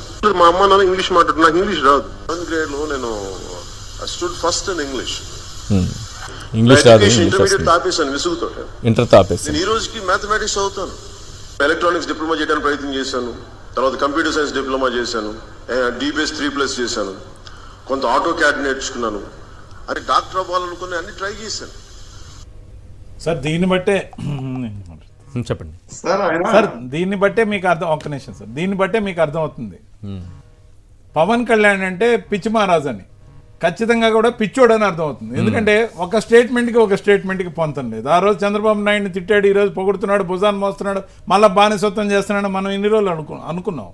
సో ప్యాకేజ్ ఒక మ్యాటర్ అయితే, ఈ పిచ్చి ఏదైతే ఉందో అది ఇప్పుడు మనం ఆ విజువల్స్ ద్వారా ఈ లీకేజ్ ఏదైతే వచ్చిందో ఖచ్చితంగా దీంతో ఇతనికి పిచ్చి ఉందని నిర్ణయించుకుంటారు. దాంతోపాటు మీరు అన్నారు ఈ రోజు సాయంత్రం బదులు రేపు సాయంత్రం ఇది బహిర్గతం అయితే ఇంకా బాగుండేది, ఎడ్యుకేషన్కి సంబంధించిన అఫిడవిట్ సంబంధించి. ఎందుకంటే వాళ్ళకి ఇంకా కరెక్ట్ చేసుకునే అవకాశం రేపటి దాకా ఉంది. లేదంటే దీంట్లో కూడా ఏదైనా కుట్రకోణం ఉందా అని చెప్పి ఆలోచించాల్సిన అవసరం. మీరు అప్పట్లో దానికి ఏమైనా లింక్ ఉందా? నేను అనే మాటలకు అర్థం ఉంది. పవన్ కళ్యాణ్ ఈ ఎలక్షన్ లో పోటీ చేయడు 2 సీట్ల నుంచి 1 సీటుకు వచ్చాడు. ఈ 1 సీట్లో డిస్క్వాలిఫై అయ్యాడు అనుకో, వర్మకే సీట్ ఇచ్చేస్తాడు. ఉద్దేశపూర్వకంగానే అఫిడవిట్ తప్పు దిచ్చి డిస్క్వాలిఫై అయితే చూసుకోలేదు, SSLC అని పడింది, అది టైప్ మిస్టేక్ అయితే ఎలక్షన్ కమిషన్ ద్వారా కుట్ర చేశారు నా మీద, నన్ను ఎలక్షన్ పోటీ చేస్తే తట్టుకోలేరని నన్ను ఓడించడం చేతగాక డిస్క్వాలిఫై చేశారు, అందుకే మా వర్మ పోటీ చేస్తాడని చెప్తాడు. కుట్రకోణం ఉంది ఖచ్చితంగా. త్యాగదనుడు, అతని త్యాగానికి ఒక రేట్ ఉంటది. ఆ రేటుకి ఎంతకో ఫిక్స్ అయిందో తెలియదు కానీ ఖచ్చితంగా 13 ఏళ్లకి ఇంటర్మీడియట్ చేయడం ఒక గొప్ప విషయం అయితే, SSLC లేని సందర్భంలో ఆ రోజుల్లో ఉన్న SSC కాకుండా SSL టైప్ మిస్టేక్ పడింది, బై ఛాన్స్ నేను డిలీట్ అయిపోయాను, డిస్క్వాలిఫై అయిపోయానని తప్పించుకునే వ్యవహారం. ఖచ్చితంగా కూడా ఇది కుట్రకోణం. రేపు సాయంత్రం అయ్యి ఉంటే ఈ డిబేట్ ఇది ప్రజల్లోకి వెళ్ళదు కదా. రేపు సాయంత్రం అయ్యి ఉంటే అరే చూసుకోలేదు, టైం అయిపోయింది, ఇంక కరెక్ట్ చేయలేం, ఏం చేస్తాం, రూల్స్ ప్రకారం వెళ్ళండి, డిస్క్వాలిఫై చేయండి. రైట్ బీవీరావు గారు, ఈ కుట్రకోణం ఖచ్చితంగా నాకు తెలుగుదేశం పార్టీ కుట్రకోణం కూడా ఉందనిపిస్తుంది దీన్ని. ఎందుకంటే లాయరు ఖచ్చితంగా ఇతను మంచి కాకుండా అతను మంచి అంటాడు, వర్మ మంచి ఖచ్చితంగా వర్మ గారి మనిషి కానీ ఖచ్చితంగా తెలుగుదేశం పార్టీ కన్సర్న్ లోనే ఈ నామినేషన్ పవన్ కళ్యాణ్ గారి నామినేషన్ కూడా నడుస్తూ ఉంటది. ఇది SSLC 10th క్లాస్ అనే దాన్ని 2019 ఎన్నికల అఫిడవిట్ లో కూడా ఇదే పెట్టారు. కానీ తెలుగుదేశం పార్టీ ఇప్పుడు మాత్రం దీన్ని బయటకు తీసుకొచ్చింది, దీన్ని కేసేసేలాగా చేసి ఇదంతా కూడా తెలుగుదేశం పార్టీ కుట్ర ఉందనిపిస్తుంది నాకు. ఎందుకంటే తర్వాత కనీసం ఈయన ఎమ్మెల్యేగా కూడా గెలవకుండా చేయడానికి, కనీసం పోటీ కూడా చేయడానికి నామినేషన్ పత్రాలు కూడా ఇవ్వడం రాదు, నీకు ఇంకా ఏ రకంగా మేము ప్రాధాన్యత ఇవ్వాలి, నీకు నీ పార్టీకి ప్రాధాన్యత ఇవ్వాలని చెప్పేసి ఈ ఎన్నికల తర్వాత పూర్తిగా ప్రాధాన్యత లేకుండా ఈ జనసేన ఇంకా తెలుగుదేశం పార్టీలో విలీనం చేసుకునేందుకు ఈ కుట్ర పన్నుతున్నారు అనేది చాలా స్పష్టంగా నాకైతే ఈ కుట్రకోణం ఉన్నట్టుగా అనిపిస్తా ఉంది. వర్మ గారిని ఖచ్చితంగా నిలబెట్టడానికి కూడా. ఆ. మళ్ళీ ఇంకొకటి ఇందులో మనం చూసినట్లయితే పవన్ కళ్యాణ్ గారు 10th క్లాస్ అక్కడ చదివింది Saint Joseph English medium school అని పెట్టారు. అవును. జగన్మోహన్ రెడ్డి గారు మనకి ప్రభుత్వ పాఠశాలలో ఇంగ్లీష్ మీడియాన్ని కంపల్సరీ చేసినప్పుడు ఈ చంద్రబాబు నాయుడు గాని ఈ పవన్ కళ్యాణ్ గారు కానీ విపరీతంగా గగ్గోలు పెట్టారు. అసలు ఇంగ్లీష్ మీడియం ఏంటి, తెలుగు మీడియం ఉండాలి, చాలా తెలుగు మీడియం అద్భుతమైన ఉండాలి. పాయింట్ చెప్పారు. నాకు గుర్తున్నంత వరకు పవన్ కళ్యాణ్ గారు అప్పుడు నేను 10th క్లాస్ తెలుగు మీడియం లో చదివానని కూడా చెప్పినట్టు గుర్తు నాకు అప్పుడు. అలా చెప్పి ఈ రోజున వీళ్ళే అప్పుడేమో ఇంగ్లీష్ మీడియం స్కూల్లో చదివానని చెప్పి ఈ రోజు మళ్ళీ అఫిడవిట్ లో ఇచ్చి జగన్మోహన్ రెడ్డి గారు పేద ప్రజలందరికీ కూడా ప్రభుత్వ పాఠశాలలో అందరూ కూడా ఆంగ్ల మాధ్యమంలో చదవాలని చెప్పేసి, ఇంగ్లీష్ మీడియంలో చదవాలి, ఉన్నతమైన చదువులు చదవాలి, రేపొద్దున వాళ్ళ భవిష్యత్తు బాగుండాలని చెప్పేసి పెడితే ఈ ఇంగ్లీష్ మీడియాన్ని వీళ్ళందరూ కూడా చాలా వ్యతిరేకించినటువంటి వ్యక్తులు. తర్వాత 10th క్లాస్ పాస్ ఫెయిల్ కూడా తెలియకుండా ఇంటర్మీడియట్ ఫెయిల్ అయ్యి కూర్చున్నటువంటి వ్యక్తులు కూడా ఆ రోజుల్లోనే వీళ్ళందరూ కూడా యూట్యూబ్ లో చూసి నేర్చుకోవచ్చు అన్నారు సార్ పవన్ కళ్యాణ్. దీనికి ఎందుకు ఇంగ్లీష్ మీడియం కోసం ఇంత ఖర్చులు పెట్టడము, యూట్యూబ్ లో చూసి నేర్చుకోవచ్చు అని చెప్పారు. అవును, పేద ప్రజలందరికీ అందుబాటులో ఉన్న ఇంగ్లీష్ మీడియం ని ప్రభుత్వ పాఠశాలలో పెట్టడాన్ని బోరలేని వీళ్ళు ఈ రోజు మళ్ళీ ఇంగ్లీష్ మీడియం లో చదివామని చెప్పి అఫిడవిట్ ఇవ్వడం కూడా చాలా హాస్యాస్పదంగా ఉంది. అది నిజం అబద్ధం అనేది పక్కన పెడితే వాళ్ళ వరకు అయితే ఒక న్యాయం, వాళ్ళ పిల్లల వరకు ఒక న్యాయం, పేద ప్రజల వరకు ఒక న్యాయం అనుకునే లాంటి నాయకుల మధ్యలో ఈ రోజున ఉన్నామని దీని ప్రజలందరూ కూడా గమనిస్తా ఉన్నారు. ఎవరి వైపు ఉండాలనేది కూడా ప్రజలు గమనిస్తా ఉన్నారు. చంద్రబాబు నాయుడు గారు కూడా అసలు ఆయన ఇచ్చిన మేనిఫెస్టోలో కూడా ఆయన సూపర్ 6 అని పెట్టాడు, కానీ అది కాపీ 6. అసలు విజనరీ అని చంద్రబాబు నాయుడు గారిని అంటారు కానీ విజనరీ అని చెప్పి వాళ్ళకి వాళ్ళు సెల్ఫ్ డబ్బా కొట్టుకోవడం తప్ప ఒక్కటంటే ఒక్క పదం వైఎస్ రాజశేఖర రెడ్డి గారు అనగానే గుర్తొచ్చే పదం మనకు పథకం ఆరోగ్యశ్రీ. ఆయన సొంత మేధస్సు ప్రజల కష్టాలు చూసి చెలించి ఆయన మనసులోంచి ఆయన ఒక పథకాన్ని తీసుకొచ్చారు. ఈ రోజున జగన్మోహన్ రెడ్డి గారు కూడా అనేక పథకాలు చెలించి ఈ రోజున పేద ప్రజలందరూ కూడా ఆంగ్ల మాధ్యమంలో విద్యాను కానీ ఇదంతా తీసుకొచ్చారు. ఒకటి నిజం సార్, చదువుకుంటే సంస్కారం వస్తుంది. చదువు లేకపోయినా సంస్కారవంతులు ఎంతో మంది ఉన్నారు. చదువు లేనంత మాత్రాన సంస్కారవంతులు కారని అనలేం, కానీ చదువుకుంటే సంస్కారం వస్తుంది. పవన్ కళ్యాణ్ చదువు పైన పదే అబద్ధాలు చెప్పారు. ఆయన ఎంత సంస్కారహీనుడంటే, ఒక ముఖ్యమంత్రిని ఉద్దేశించి ఆయన ఏం మాట్లాడారనేది ఒక బైట్ ప్లే చేస్తాను, వినండి. గతంలో చాలా దరిద్రంగా మాట్లాడారు, అసహ్యంగా మాట్లాడారు, యావగింపు కలిగేలా మాట్లాడారు. జగన్ నిన్ను అధపాతాళానికి తొక్కేస్తానన్నారు. నువ్వే నా 4వ పెళ్ళాం రా అన్నారు. ఇప్పుడు మరింత దారుణంగా ఏ స్థాయికి దిగజారి మాట్లాడుతున్నారో ఒక ముఖ్యమంత్రి గురించి ఒకసారి ఆ బైట్ ప్లే చేయండి. పవన్ కళ్యాణ్ సంస్కారం ఏంటిదో మనకు అర్థమవుతుంది. అందరూ కలిసి అంటే ఒకటి మీద వస్తున్నారు, జగన్ మీద ఎంత బలంగా ఉన్నాడో అని తెలుస్తుంది. ఒక ర్యాబీస్ వచ్చిన ఒక సునకం ఉంటుంది, మనం వెళ్ళిపోయి సింగిల్కి వెళ్ళాం, 5-6 మంది వచ్చారే జాగ్రత్త నోటిల్లు నువ్వు ఇట్రా పట్టుకో, దాన్ని కట్టేసి కూర్చోబెట్టి పక్కన పెడతాం. మీ వైసీపీ ప్రభుత్వం ర్యాబీస్ వచ్చిన ఒక కుక్కలా తయారైంది, ఎవరిని పడితే వాళ్ళని గరిచేస్తుంది. అందరూ కలిసి అంటే ఒకటి మీద వస్తున్నారు, జగన్ మీద ఎంత బలంగా ఉన్నాడో అని తెలుస్తుంది. ఒక ర్యాబీస్ వచ్చిన ఒక సునకం ఉంటుంది, మనం వెళ్ళిపోయి సింగిల్కి వెళ్ళాం, 5-6 మంది వచ్చారే జాగ్రత్త నోటిల్లు నువ్వు ఇట్రా పట్టుకో, దాన్ని కట్టేసి కూర్చోబెట్టి పక్కన పెడతాం. మీ వైసీపీ ప్రభుత్వం ర్యాబీస్ వచ్చిన ఒక కుక్కలా తయారైంది, ఎవరిని పడితే వాళ్ళని గరిచేస్తుంది. సింగిల్ గా వస్తుందని అన్నారు కదా, దాన్ని ఉద్దేశించి ఆయన అన్నది ఎల్లో వైరస్ కరిచిన కుక్క ఏదన్నా ఉంటే ఆ కుక్కతో కరిపించుకున్న పవన్ కళ్యాణ్ మాట్లాడిన మాటలు ఇవి. ర్యాబీస్ కూడా చాలదు ఇతనికి. ఆ ఎల్లో వైరస్ కుక్క ఏదైతే ఉందో ఆ కుక్క కరిచింది ఇతన్ని. అప్పటి నుంచి పూర్తిగా పిచ్చెక్కిపోయి ఈ విధంగా పిచ్చిగా మాట్లాడుతున్నాడు. ఇప్పుడు ఇతను ఈ అఫిడవిట్ గురించి సమాధానం చెప్తాడా, డిస్క్వాలిఫై అవుతాడా?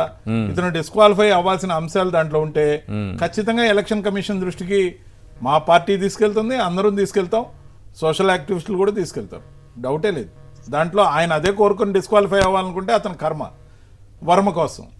కానీ ఇక్కడ జరుగుతున్నది ఏంటంటే లోపాయికారి ఒప్పందాల కోసం ఆ ఎల్లో వైరస్ కుక్కతో కనిపించుకున్న ఇతను నీచంగా ప్రవర్తిస్తూ సమాజానికి హానికరంగా పరిణమించి కాదు సార్. ఇప్పుడు సింహం సింగిల్ గా వస్తుందన్నది మీరు ఆయన ఒంటరిగా ఇంతమందిని ఎదుర్కొంటూ వస్తున్నారు కాబట్టి పదే మీ పార్టీ నాయకులు సింహం అది సింగిల్ గా వస్తున్నారు, అది సింహం కాదు ర్యాబీస్ కుక్క, అది వచ్చినప్పుడు పక్కకు పోవాలి అని ఆయన చెప్తున్నారు.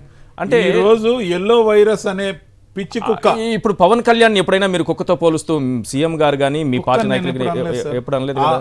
ఇప్పుడు పిచ్చి కుక్క అని కానీ గజ్జి కుక్క అని కానీ మీరు ఎప్పుడు అనలేదు. అలా అనకూడదు కూడా, అలా అనకూడదు. ఎల్లో వైరస్ సోకిన పిచ్చి కుక్క ఒకటి కరిస్తే సమాజానికి హానికరంగా పరిణమించిన ఇతను ఇలాంటి పిచ్చి మాటలు మాట్లాడుతున్నాడు.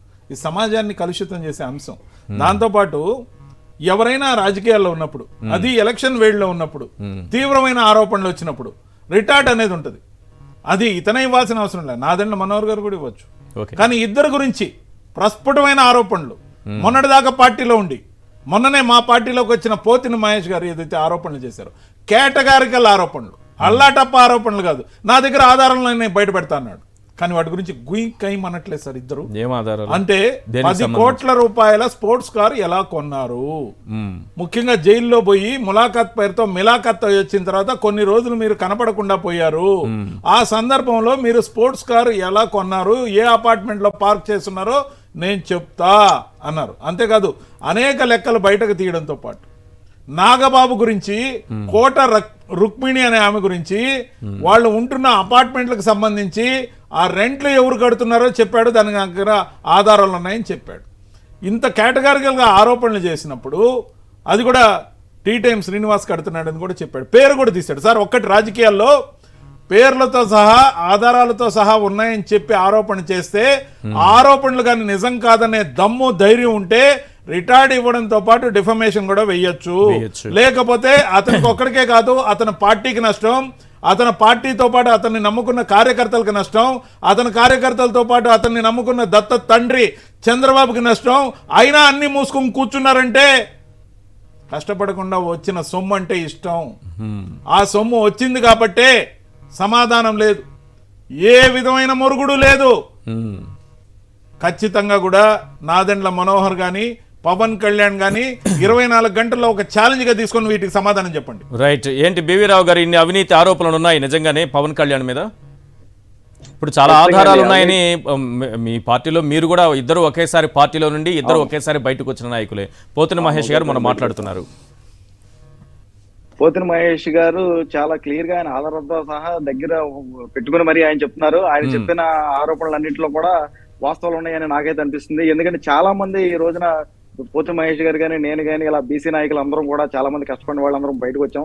పోతిన మహేష్ గారు విజయవాడలో పార్టీ ఆఫీస్ కి దానికి దగ్గరగా ఉంటారు. ఆయన దగ్గర ఉన్న ఆధారాలు ఆ స్పోర్ట్స్ కార్ ఎక్కడెక్కడైతే పార్క్ చేస్తుందో ఆయన చూసే ఉంటారు, ఎక్కడెక్కడైతే అపార్ట్మెంట్లు అద్దెలు ఎవరు. ఇప్పుడు మీరు ఆయన అఫిడవిట్ చూశారు కదా, అందులో 14 కోట్ల విలువైన కార్లే ఉన్నాయని రాశారు. సార్ వీటన్నిటికన్నా ఇంకో ఇంపార్టెంట్ విషయం అందులో ఉందా కార్లకు సంబంధించి?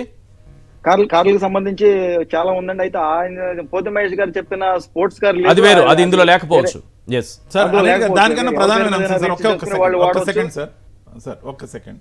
ఏదైతే ప్రధానమైన ఆరోపణ, అన్నిటికన్నా దారుణమైన ఆరోపణ ఏదైతే ఉందో, అంటే దారుణం చేశాడు కాబట్టి ఆరోపణ వచ్చింది. దారుణమైన అంశం ఏంటంటే, కౌలు రైతులకి సహాయం చేస్తాను కాబట్టి ఒక టోల్ ఫ్రీ నంబర్, ఒక అకౌంట్ నంబర్ ఇస్తున్నా, ఈ అకౌంట్ కి అందరూ విరాళాలు ఇవ్వండి అని చెప్పి దండుకున్న సొమ్ముని కాజేశారు. అవి ఎక్కడెక్కడ ఏ విధంగా మీరు ఆస్తులు కొనడానికి ఉపయోగించారని పోతుల మహేష్ గారు అడిగారు. అయినా వీళ్ళకి రోషం రావట్లేదే. ఏమో 50 లక్షలు రావట్లేదే. ముఖ్యంగా కష్టపడకుండా డబ్బులు ఎలా సంపాదించాలో నాదెండ్ల మనోహర్ గారిని అడిగితే చెప్తారు. ఏ కష్టం పడాల్సిన అవసరం లేదని ఆయన ఏ విధంగా చేస్తారు? మేము కూడా వెళ్ళి చందాలు ఇచ్చాము. మీరు కౌలు రైతులకు ఇచ్చిన డబ్బులు ఎక్కడి నుంచి వచ్చాయి సార్? కౌలు రైతుల పేరుతో వసూలు ఏమన్నా జరిగాయి? ఆ పార్టీలో విదేశీ విరాళాలు కూడా సేకరించారంటున్నారు. ఈయనేమో 50 లక్షలు ఇచ్చారు. విదేశీ విరాళాలు సేకరించారు, మా పార్టీలో సేకరించారు, ప్రజల దగ్గర సేకరించారు. నేను కూడా 2 లక్షల రూపాయలు కౌలు రైతులకి అని చెప్పి అప్పుడు విరాళం ఇవ్వడం జరిగింది. ఇప్పడం సభలో ఒక 5 లక్షల రూపాయలు నేను జనసేన పార్టీకి విరాళం ఇవ్వడం జరిగింది. 10th పాస్ అయిన పవన్ కళ్యాణ్ మిమ్మల్ని, CA పాస్ అయిన మిమ్మల్ని ఎంత అప్పుడు నేను 5 లక్షల రూపాయలు ఇప్పడం సభలో ఆవిర్భావ సభకు నేను 5 లక్షల రూపాయలు చెక్ ద్వారా డొనేషన్ ఇచ్చినప్పుడు కూడా పార్టీ పెద్దలు కొంతమంది ఆ రోజు నేను ఇస్తే నువ్వు చందా ఇచ్చావు కానీ చెక్ రూపంలో కాదు క్యాష్ రూపంలో ఇవ్వాలని చెప్పారు. అంటే బ్లాక్ మనీని ఎంకరేజ్ చేయడం కూడా పార్టీలో జరుగుతూ ఉంది. ఓకే, ఖచ్చితంగా నేను ఆ రోజు చెక్ రూపంలో ఇచ్చి మనం దాన్ని వైట్ మనీలో, నేను సీఏ చదివాను, మనకేమో బ్లాక్ మనీ లేదు, మనం బ్లాక్ మనీలో ఇవ్వాల్సిన అవసరం లేదు.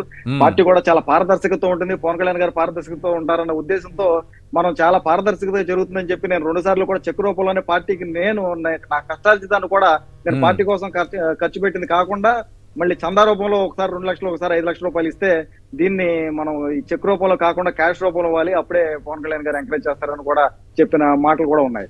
ఇంత దారుణంగా ఇక్కడ ఈ బ్లాక్ మనీని కూడా రూట్ చేసే విధంగా ఈ రోజు ఈ పార్టీలో జరుగుతూ ఉంది. జగన్మోహన్ రెడ్డి గారికి వస్తున్న చూసి వారలేక ఈ నాగేంద్ర బాబు, ఇంకొకెవరో ఒక అమ్మాయి పార్టీ నాయకురాలు, ఇంకెవరో వాళ్ళ అపార్ట్మెంట్ అంట, అక్కడ కార్లు పార్క్ చేస్తుంటారంట. ఏంటిది ఎంత? ఆమెకు అంత ప్రయారిటీ ఏంటి? అంత చెప్పాల్సినటువంటి అవసరం అంటే వాళ్ళ గురించి కించపరచాలని కాదు సార్, ఈయన పైన వస్తున్నటువంటి ఆరోపణలకు సంబంధించి మాట్లాడాలని. వాస్తవం ఉందనుకుంటున్నారా? అంటే ఆ అవినీతి ఆరోపణలో వాస్తవం ఖచ్చితంగా లేకుండా అయితే మన పొత్తి మహేష్ గారు మాట్లాడతారని చెప్పి నేను అనుకోవట్లేదు. ఎందుకంటే ఆయన ఎప్పుడు కూడా పోరాటాల నుంచి ఇందులోంచి వచ్చిన వ్యక్తి. చాలా ఇదిగా ఎందుకంటే ఇందాక మనకి రెడ్డి గారు చెప్పినట్లుగా మనకి ఆధారాలు లేకుండా మాట్లాడితే పార్టీ నుంచి డిఫమేషన్ ఇది కూడా వేసే అవకాశం కూడా ఇదంతా ఉంటది. ఆయన రెడీ అని చెప్పి చెప్తున్నారంటే ఖచ్చితంగా ఆయన దగ్గర ఆధారాలు ఉండుంటే అక్కడ దగ్గరగా ఉండి చూసిన వ్యక్తి కాబట్టి వ్యక్తిగత విషయాల్లో ఇంకా పవన్ కళ్యాణ్ గారు వ్యక్తిగత విషయాల గురించి నేను మాట్లాడాను. కానీ రుక్మిణి గారు అయితే ఖచ్చితంగా ఇక్కడ ఈ రోజున జనసేన పార్టీలో చాలా ప్రాధాన్యమైన పాత్ర ఆవిడ వహిస్తూ ఉన్నారు. పవన్ కళ్యాణ్ గారిని ఎవరు కలవాలన్నా కూడా ఆవిడే డిసైడ్ చేసే పరిస్థితి ఏర్పడతా ఉంది. నాగబాబు గారు వీళ్ళందరూ కూడా కలిపి అక్కడ ఏ రకమైన ఆస్తులు కొన్నారు, అపార్ట్మెంట్లు ఎక్కడ ఉన్నాయి, ఆ స్పోర్ట్స్ కార్ ఎక్కడ ఉంది అనేది అన్ని కూడా ఆరోపణలో చాలా వరకు వాస్తవాలు ఉన్నాయనేది చూస్తున్న ఈ పరిస్థితులను బట్టి కూడా వాస్తవాలు ఉన్నాయనేది మన గంటాపదంగా చెప్పొచ్చు. రైట్. కృష్ణరాజు గారు 2 అంశాలు చెప్పండి సార్. ఇన్ని పుస్తకాలు 2 లక్షల పుస్తకాలు చదివి SSLC పాస్ అయిన వ్యక్తి ఇంత సంస్కారహీనంగా మాట్లాడడం కరెక్టేనా? అది కూడా 13 ఏళ్ల వయసుకే. రెండోది ఆయన మీద వస్తున్నటువంటి అవినీతి ఆరోపణలు. పవన్ కళ్యాణ్ గారు ఒక చిత్తశుద్ధి అనేది కొరవడింది. అట్లాగే ఆయన మతి స్థిమితం కూడా ఒక్కొక్కసారి పూనకాలు రావటం, ఏంటో ఆయన అది ఊగిపోవటం, పూనకాలు రావటం, ఇష్టం వచ్చిన మాట్లాడటం ఇవన్నీ చేస్తున్నారండి. ఆయనకి ఏంటంటే ఒక కాంటెక్స్ట్ ఏంటంటే ఆయన ఏమంటాడంటే నాకు స్ఫూర్తి అని చెప్పి ఎక్కడో సెంట్రల్ అమెరికాలో ఉండే ఒక విప్లవ నాయకుడు చేగువేరా, ఆయన టెర్రరిస్ట్ నాయకుడు ఎక్కడ పోయినాడు సార్ ఆయన అని చెప్పి అంటాడు. ఆయన ఇక్కడికి వచ్చేమో బీజేపీతో పొత్తు అని చెప్పి అంటాడు. ఇంకోసారి నాది విశ్వం నుండి భావన, నాకు అసలు కులాలు లేవు మతాలు లేవు అని చెప్పి అంటాడు. మరోసారి ఏమో మన కాపుల గురించి మాట్లాడతాడు ఆయన. అంటే ఇటువంటి విచిత్రమైన విభిన్నమైన పార్శ్వాలు ఉన్న బహుశా ఆ ఏకైక నాయకుడు బహుశా పవన్ కళ్యాణ్ గారే ఉంటారండి. దాంట్లో భాగంగానే ఇప్పుడు ఈ గోల్ ఒకటి, SSLC గోల్ ఒకటి. నిజానికి ఆయన అంతగా చేశారో లేదో ఇప్పుడు డౌటే, పూర్తయిందో లేదు. లేకపోతే ఏదైనా వేరే ఏదైనా అఫిడవిట్ సమర్పించి ఏదైనా సర్టిఫికేట్ ఉందో తెలియదు. ఎందుకంటే అసలు ఆ రోజుల్లో SSLC లేదు కాబట్టి, SSC ఉంది కాబట్టి, ఈ రోజున ఆయన SSLC చెప్పినాడు కాబట్టి ఖచ్చితంగా దాన్ని ప్రూవ్ చేయాలండి. లేకపోతే ఏమవుతుందంటే మీకు మన ప్రజా ప్రాతినిధ్య చట్టంలోని 125A ప్రకారం ఆయనకు 6 నెలల జైలు శిక్ష, జరిమానా కూడా విధించే అవకాశం ఉంటుంది. కాబట్టి పెట్టాను మధ్యలో ఎలా పొరపాటున పడింది, దానికే జైలు శిక్ష చేస్తారా? దానికే నన్ను అర్హత లేకుండా డిస్క్వాలిఫై చేస్తారా? సార్ చాలా మంది సార్ ఇటువంటి అఫిడవిట్లు తప్పుడు సమాచారం ఇచ్చి తమ సభ్యత్వాన్ని కోల్పోయిన సంఘటనలు చాలా ఉన్నాయి. అప్పుడు దాకా ఎందుకు సార్ రేపే డిస్క్వాలిఫై అవుతాడు ఎవరైనా కంప్లైంట్ ఇస్తే? అంటే ఒక్క అక్షరం డిఫరెన్స్ తో డిస్క్వాలిఫై చేశారు, ఇది కుట్ర అని చెప్పే రకం. దానికి ఎంత ప్యాకేజో తెలియని పరిస్థితి. రేపు ఇదే సంచలనం, రేపు ఆఖరి రోజు, ఎల్లుండి స్క్రూటినీ, రేపు సాయంత్రం డిబేట్ జరుగుంటే ఆహా ఎవరికి తెలియదు అనుకునేవాడు తెలిసిపోయింది. రేపు కరెక్ట్ చేసుకుంటాడా, డిస్క్వాలిఫై అయితే త్యాగంగా దాన్ని స్వీకరిస్తాడా, ఏం స్వీకరించి త్యాగం చేస్తాడో కూడా చెప్పాలి జనానికి. చాలా సంస్కారహీనంగా మాట్లాడడం అనేది మాత్రం చాలా తప్పుడు ప్రజలందరూ కూడా గమనిస్తున్నారు. ఆయన ఏదైతే ఈ రోజున గౌరవ ముఖ్యమంత్రి గారిని అంత సంస్కారహీనంగా మాట్లాడారో ఆ రకమైన లక్షణాలతో ఊగిపోతూ మాట్లాడే వ్యక్తి ఈయన అని చెప్పి ఈ రోజున ప్రజలందరూ కూడా మాట్లాడుతున్నారు. ఏ పదం అయితే ఈ రోజున ఈయన ముఖ్యమంత్రి గారిని వాడి చాలా అసభ్యకరంగా మాట్లాడుతున్నారు. ముఖ్యమంత్రి జగన్మోహన్ రెడ్డి గారు మాత్రం ఎప్పుడు చాలా నిబద్ధతగా, ఆయన చాలా స్పష్టంగా చాలా ప్రశాంతంగా మాట్లాడతారు. ఆ యొక్క లక్షణాలతో ఊగిపోతూ మాట్లాడడం, మళ్ళీ చంద్రబాబు నాయుడు గారు మా అమ్మని తిట్టారు, ఎప్పుడు కూడా జీవితంలో మిమ్మల్ని క్షమించనని చెప్పేసి అంత సవాళ్లు విసిరి నారా లోకేష్ ని చంద్రబాబుని క్షమించనని చెప్పి ఈ రోజు మళ్ళీ వాళ్ళ కోసమే జీవితాంతం పనిచేస్తానని చెప్పడం, వాళ్ళ అమ్మగారికి ఇచ్చిన మాట కూడా ఈయన తొంగలో తొక్కి ఈ రోజు మళ్ళీ ఇలాంటి నీతి వాక్యాలు చెప్పడం. ఈ సర్టిఫికేట్ సంబంధించి కొంత గందరగోళం ఉందండి, మిస్టీరియస్ గా ఉంది. ఎందుకంటే నిజంగా ఆయన ఐఎమ్ పాస్డ్ 10th క్లాస్ అని చెప్పండి సరిపోతుంది, 10వ తరగతి ఉత్తీర్ణ అయ్యాని చెప్పి అంటలేదు. 10th పాస్ అంటే సరిపోతుంది అక్కడ, ఈ సర్టిఫికేట్ నుంచి అని చెప్పక్కర్లేదు. కానీ ఎందుకు SSLC అని చెప్పాడో అది ఒకసారి అందరికీ కూడా ఆయన తెలియజేసిన అవసరం ఉంది సార్. అది రైట్. Thank you. చూద్దాం ఏంటో దీంట్లో ఇదే మిస్టరీ ఏంటో తెలుస్తుంది రేపు ఇంట్లో. Thank you sir. కృష్ణరాజు గారు, బివి రావు గారు, అలాగే రవిచంద్రారెడ్డి గారు ఇవాళ చర్చలో పాల్గొన్నందుకు. ఇవాళ చర్చా కార్యక్రమం చూస్తూనే ఉండండి సాక్షి టీవీ.